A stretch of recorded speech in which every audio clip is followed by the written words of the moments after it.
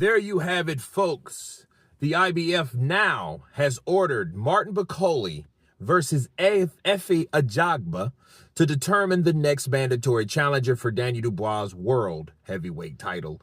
And let me counterpunch.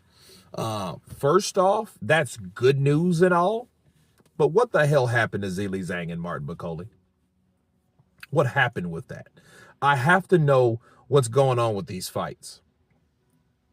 First, it was Ajagba. Then it's Zhilei Zhang. Now it's supposed to be Efe Ajagba. And see, understand something about fights that get made. It has to be a will for them to be made. Understand that. It has to be a will for these fights to get made, meaning these fighters are going to have to be willing to fight. So when we think we know something or one thing, we might end up with something totally different. See, we heard that Ajagba walked. He walked away from negotiations, but then we understood why, because he said that Martin Bakole asked for 2.5 or 3.5 million. And because Ajagba didn't have the right type of promoter, which he doesn't. He's not signed with Frank Warren, which that was alleged to be said. Well, what ended up happening was the fact that he knew he was going to get 25 versus 75, and I don't think that 25 was worth maybe getting your ass kicked, so he walked. Is that really his fault? It could be. You could look at that. Well, now it's Zhilei Zhang. Zhilei Zhang, the negotiations, just all of a sudden, the IBF ordered it, and then now nothing happened. Now, for whatever reason, they're on to Efe Ajagba now. So we need to really find out who is to point the true finger at. You know what I mean? Because it might not have been Ajagba. Ajagba might have had a valid point, because if Zhilei Zhang is walked away from negotiations because something about the deal didn't sound right, well, you can't blame the other guys if you got the same guy doing the same shit. Okay, and I'm not blaming Martin Bakole, not just yet, but I'm saying it's always two sides to the story. Okay, it's always two sides to the story. Understand that. So when Zhilei Zhang just falls out of the sky, somebody got to help me understand what happened to him. You know, so that's first.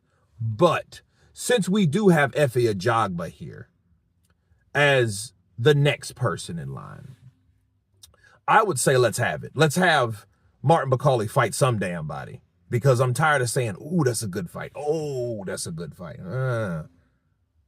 That's all right fight. You know, because we don't know. And we don't know if Efe Ajagba will fall into the same formation or the same habits or situation as Zhilei Zhang or Ajagba. So we need to see what's going on with that, because maybe, just maybe, if this is, I'm just saying, if it is Martin Bakole's fault, it may be because of something Turki Al-Sheikh did. See, Turki Al-Sheikh is throwing money at these guys that they're not used to. Why do you think Jared Anderson took that fight? He took the fight simply based off the fact that the money that he was offered, he hasn't seen ever. And I think Martin Bakole getting the money that he'd never received, I think maybe pulled an Andy Ruiz effect on him. And I'm just speculating, but I'm just seeing what could possibly be the reason why these fights are not getting made. They're probably not getting made based on the fact that Turki Al-Sheikh came in. Here's 40 million. Here's 5 million to you. That will give $1 million to the winner. You see, let's go. You like, yes? Okay, sign. And they've signed, and now they expect every fight or every deal to be like Turki Al-Sheikh. It's not.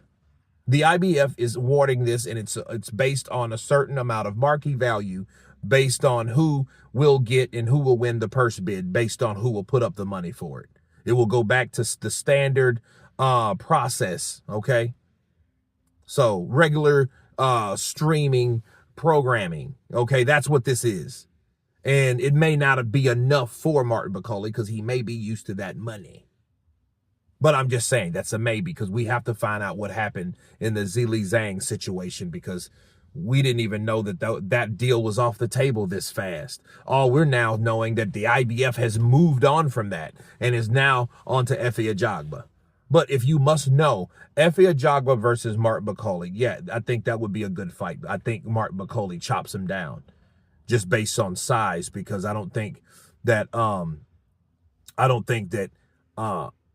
Efe has the dimensions to deal with someone like that, especially a 1-2, 3, fighter like that. He doesn't really have much that Martin hasn't seen, I don't believe, with all the sparring rumors that he's been in and with all the talent that's been in front of him. So I don't think that he will be too much of a problem for Martin Bakole.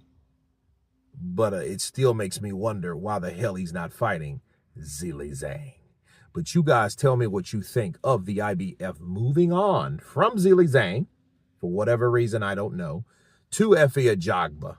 Of course, please subscribe. And you guys been Counterpunch.